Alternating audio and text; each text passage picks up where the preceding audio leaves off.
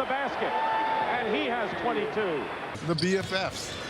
Very good friends between Doncic and the Joker. Always messing with one another. Short, air ball, but there's Moses. No foul. And Moses is elbowed down by Kareem. Let's see who they call it on. Bear with me while I show you a few clips from the '87 All-Star Game. Just for context. Look how crowded the lane is. Look how everybody's moving. Look at the pace. I mean, these guys care. This is fierce competition. And it went into overtime. The fact that it went into overtime tells you something. If I turn the audio up, all you hear is sneakers skidding and starting and skidding and starting. And you hear guys grunting and people hitting the floor. Bird pushing it up, finds Thomas, and Thomas is tripped. Kareem and Worthy. 4-point game. Magic finds Chambers. And the lineup for the East guard. I think this is a game-tying drive by Blackman. No one's allowing that to happen. And a couple of these sequences going up and down, I think today's players are so out of shape cardiovascularly that they could not have handled this. I'm not saying that they aren't muscular and all that, but how many times, even in the regular season, have we seen the ball travel this fast up and down the court this many times with everyone chasing the ball? Everyone's getting back and forth. They're just not stopping. They are really pushing the pace here. Whew. Again. And look, everyone is still there to fight for the rebound if there's a miss. Moses Malone and Kareem are legit battling for the rebound here. Kareem swings an elbow into Malone's gut. Malone goes down, but Malone pops back up. None of this extra drama shit. My God, Kareem. Look at him. That's multiple elbows in an all-star game. Is that a flagrant today? And of course, I love that Malone hops back up, but none of that is really my point. You can't tell me that these guys didn't care who won. Multiple guys fouled out, including Hakeem Olajuwon. And Hakeem Olajuwon has fouled out of the ball game. That is his 6th foul. West and McHale, but out of the pack comes Worthy. And a chance to give the West the lead. Offensive foul. Imagine a game so different that you take a charge in the All-Star game. And look, it's little Isaiah Thomas. He's in there, and he's going to take some punishment. Oof. He's doing what it takes to win, so clearly it matters to them. I hear the talk shows saying, this was meant to be the greatest pickup game ever. Well, it was.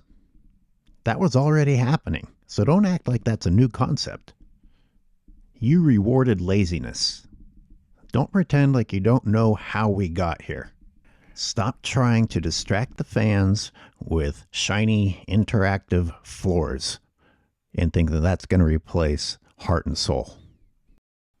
I wasn't going to watch the All-Star game, but after watching the 1987 one, I was like, I'm going to get a few clips to compare to how different the All-Star game is now compared to back then, when you had some real legends all on the court at the same time. And it was being shown with the TNT Overtime app. So I just hit record and walked in and out of the room in between doing other stuff. And every time I would see a guy not play defense, they'd kind of smile and give each other a little hug, or somebody would miss. I remember Steph missing a layup that he should have made because no one was contesting it, of course. And he just smiled and laughed it off. And the whole game, just guys smiling and laughing off. It's like, isn't it cute that we aren't playing defense? Oh, isn't it cute that I missed? Oh, that's funny. And I just kept thinking, this game doesn't matter at all. If you are laughing and smiling after you miss, which these guys did pretty much every time they missed, doesn't that mean that you're not that concerned about winning? If you're not very concerned about winning, doesn't that mean that the game doesn't really matter? And if the game doesn't really matter, what are we so excited about? Now, you can go two directions with that. You can try and defend these guys by saying, well, it's just for fun. It's great that they're out there having fun. What's wrong with them just having fun? Well, the other direction to go is based on that same argument. Then what does it matter? If they're not trying hard, if it's not true competition, if we're not seeing the best of the best compete against each other, which I thought was the point. You're assembling the best from East and West and seeing who can win when they battle. I mean, that's what made it interesting. The competition is what drew audiences. And now there isn't competition, even in the regular season. There's a massive lack of effort, a massive amount of the time. It used to be that you would criticize just the All-Star game. The All-Star game was becoming laughable. But things have gotten so bad that the regular season games kind of resemble the All-Star game. They aren't even that far apart anymore. I mean, maybe that's stretching it because the All-Star game is just ridiculous. And again, he's not the only one, but he is the poster child for this. LeBron's layups, LeBron's dunks that he got look exactly like the regular season. Exactly like the regular season. There's nothing wrong with this play. In fact, I enjoyed it kind of, especially Joker switching it up at the end of there. But when a passing drill is one of the most entertaining things you see in the All-Star game, that means these guys aren't only not taking the competition seriously, they aren't even bothering to really be entertaining. I've been saying this in quite a few episodes, and even when I'm guest appearing on other people's shows, it's like I don't think you can really count All-Star appearances as an accolade in someone's resume anymore because it doesn't mean anything. It's bad enough that 50% of it is based on fan voting, and a lot of them vote the way that they've been manipulated by the media to vote. But if the guys that go out there are going to act like this, then you might as well put a nobody in there. Anyone playing in the NBA. I mean, these are professional athletes. They've made it into the NBA. Anyone on any roster in the NBA can go out there and make dunks and layups and behind the back passes. That is not special to the guys on the floor here. So again, if the guys that you put out there aren't going to try that hard, aren't truly going to show off their skills, then what the hell does it matter who's on the floor? What the hell does it matter if you got voted to a game that doesn't matter? So does the game matter or not? Which direction are you going to go with your argument? Is the All-Star game important? If you say yes, how is it important? For the fans? Because fans are upset. Fans are bored. Fans are upset. So don't say it's for the fans, because, as I already mentioned, fans are drawn to competition, a true battle. These guys walking into layups, that's not fucking entertainment. It's not entertainment in any way. 160 some 3-pointers. Guys are choosing not to even go in for a dunk because they'll just hang out at the 3-point line. Hey, less distance that I have to cover. I can understand a battle between the best 3-point shooters in the league in a 3-point contest being interesting, but a game where everybody just shoots 3-pointers, what are you even watching? I mean, it's just a different version of the 3-point contest, except at a slower pace. There's less pressure in this 3-point competition because there's no clock that's going to expire in a few seconds, and you have to get this many in X amount of time. No, walk up and down the court, chuck one up. No one's defending you. No one's defending you in the 3-point contest, and no one's defending you in the game. Those were consecutive plays that I just showed, by the way. I sped it up a little bit by clipping out some of the dead time where they walk up and down the court. But this reminds me of going to a pickup basketball game where nobody knows how to run an offense. They just dribble up and then chuck a three. That's not very fun for the other guys on the team. It's not very fun for a guy like me who's used to doing pick and rolls and things like that. I'm like, why did I even bother to run across the half court line if this is what you guys are going to do every single time? It's not good basketball. It's not fun to play, and it's not fun to watch. I was prepared to record the entire game, but the introductions were taking so long. I kept thinking, okay, surely they must be almost done by now. Remember, I'm watching with the TNT Overtime app, so I couldn't tell what was happening necessarily. There were no announcers, and the camera wasn't always revealing what was happening. And I finally just switched. I got distracted watching some other stuff, and I came back and no, they were finally playing. But I think their introductions must have been half an hour. These people are not the Messiahs. This is not the second coming of Jesus. Stop treating these people like they're more than basketball players. I don't think I'd say anything that bitter unless after you go through all this hype of introducing these people, they put on this show? Come on. A channel that I flipped back and forth while I was waiting for the actual game to get going was Commissioner Dynamo, and he was making fun of the dunk contest, I think, and rightfully so. How many people are understanding that today's superior athletes are reduced to trying to do what yesterday's plumbers did and are failing?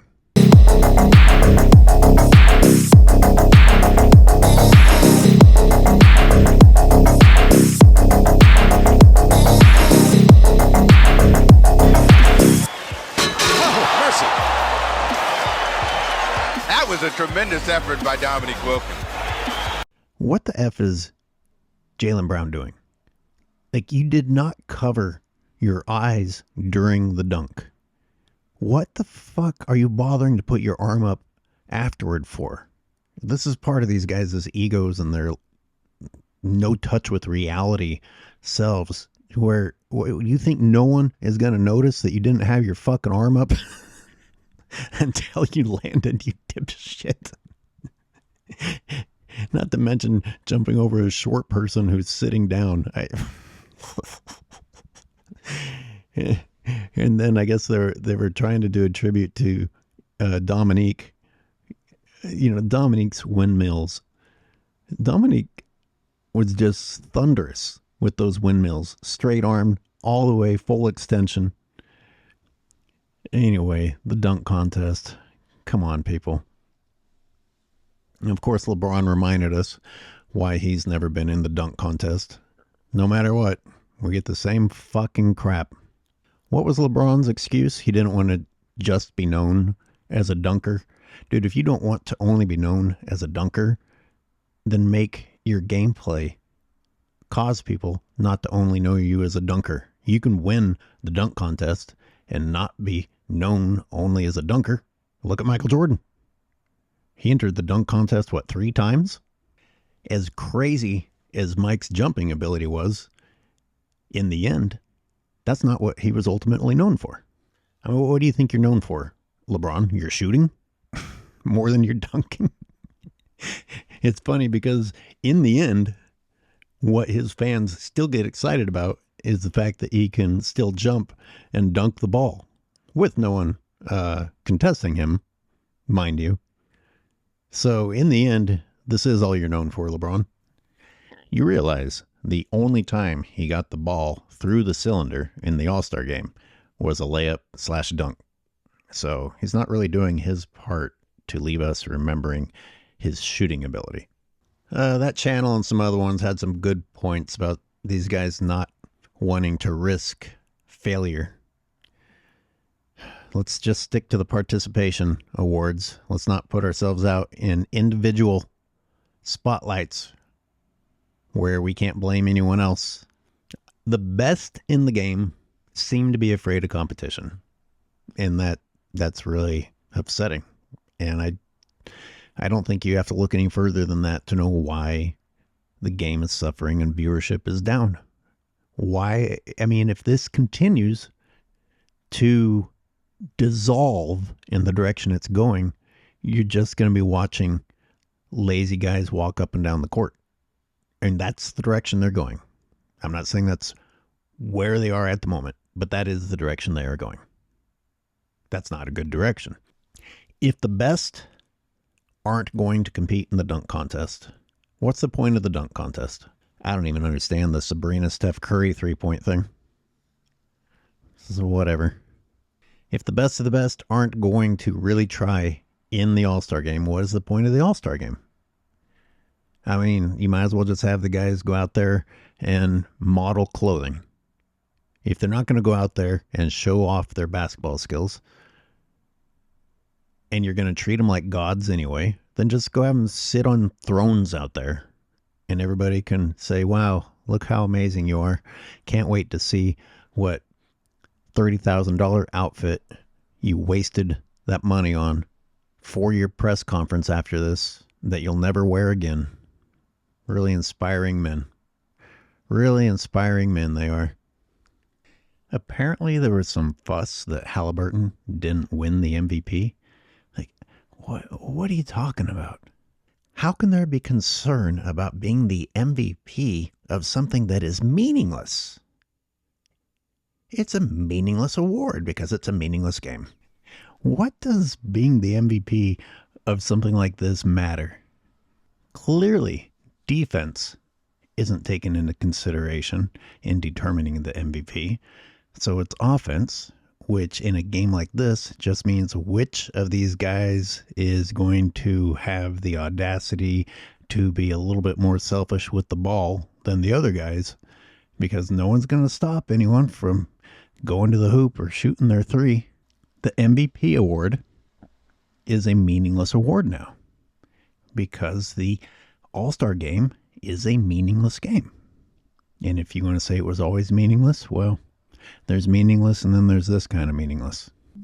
When you LeBron fans want to quote, LeBron's been in this many All-Star games or been MVP of this many All-Star games, just remember the argument that the All-Star game doesn't matter. Speaking of LeBron and whoever would be selfish enough to take the most shots would get the MVP, he certainly tried. He didn't play the second half because, well, he wasn't shooting well and the MVP was out of reach. But in the half that he played, he took the most shots of his entire team. And looking at the box score, I see that there were 12 guys. You know, LeBron attempted 10 shots, which isn't that many shots in a half, until you consider that 12 guys played in that half on one team. That's a lot of people to share the ball with. To corroborate my hypothesis that whoever is going to get the All-Star is whoever was selfish enough to just go ahead and take the open shot, well, obviously LeBron sat out the second half, which opened it up to someone else, and Damian Lillard had the most field goal attempts. They gave him MVP. He was willing to take the most shots and try to get the most points. MVP. It's really not a very good reason. And Haliburton had much better shooting percentages and only a few fewer points, so I can understand why people thought Haliburton deserved MVP. But, again, none of them deserve an MVP because this was a joke. Participation trophy time. And I can circle this back to LeBron James, and I will. Look at how the media treats LeBron James with his points. It's like the only thing that matters is points. And the previous seasons when the Lakers were struggling, they came out and told you, well, just look at individual accolades. And LeBron James gets his points many times on a poor shooting night. So he's costing his team, but getting points, and people have been taught to just look at the points, not look at the points in context, just look at the points. It's about the individual, not the team. And here we are seeing that reflected in the All-Star game. Damian Lillard did not have a particularly good shooting percentage, but he got the most points. Let's give it to him. And how about defense? You know, they don't play defense in the All-Star game, so clearly they aren't factoring defense into the MVP. They have devalued defense, and this is telling everyone watching that defense is not valuable. Again, I can tie this back to LeBron James and how the analysts, the announcers, are brainwashing people into not valuing defense because LeBron James's defense has been abysmal and no one will talk about it. They will not talk about it. They will not criticize him for his lack of defense.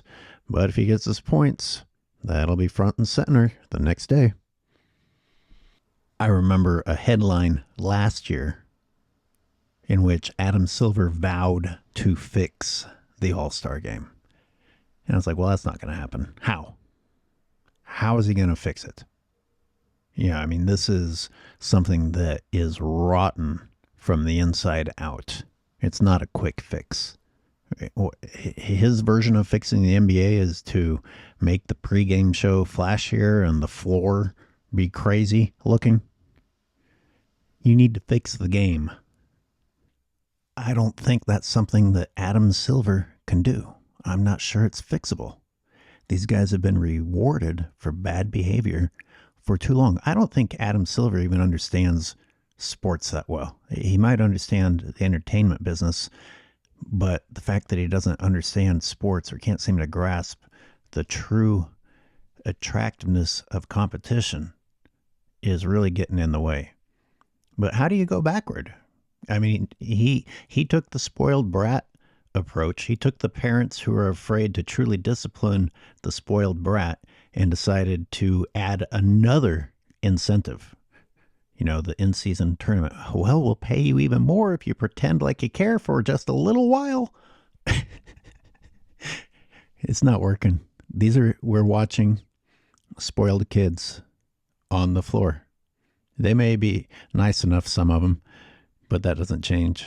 That doesn't change the reality of who we're watching. The rebound, Moses Malone. Magic Johnson with a fancy play to Robertson. He's surrounded by red jerseys, and Worthy swoops in.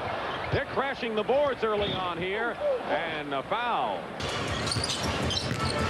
LeBron guarding Giannis. Now, Magic is the guy that's going to try and create tempo for the West squad. And the lineup of the East guards really doesn't have a good push. Are we going to get the competitive fervor going in this one? We're back to the East versus West. Great, but it shows you how popular he is and has been for so many years. Doctor misses in Bird and Chambers battle. Bird keeps it alive. As Jokic puts one back. Haliburton had Line of their last man. Moses. And the loose ball, last touch. The BFFs. Very good friends between Doncic and the Joker. Always messing with one another. Jay using what he does best, his leaping ability, and he's still got it. And right over the top of a 6 on the shot clock for the East. Michael Jordan. Big basket. Thomas. 10 seconds. Isaiah blocked by Akeem. McHale, fall away. It's good. The basket counts. Moses Malone. operation shot by Isaiah. He gets inside. You see the good block by Olajuwon, covered it with both hands like a goalie, but watch McHale, thinks he's under the gun, takes a real difficult shot, but guess who's there? Mr. Widebody. Points.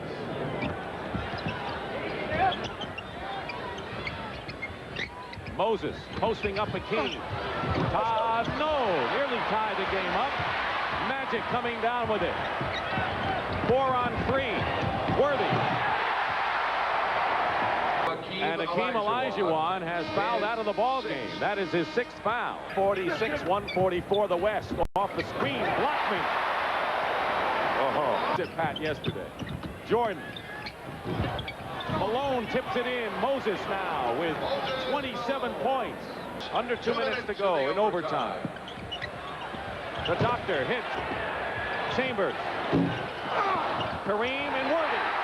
James Worthy gets the basket. And he has 22.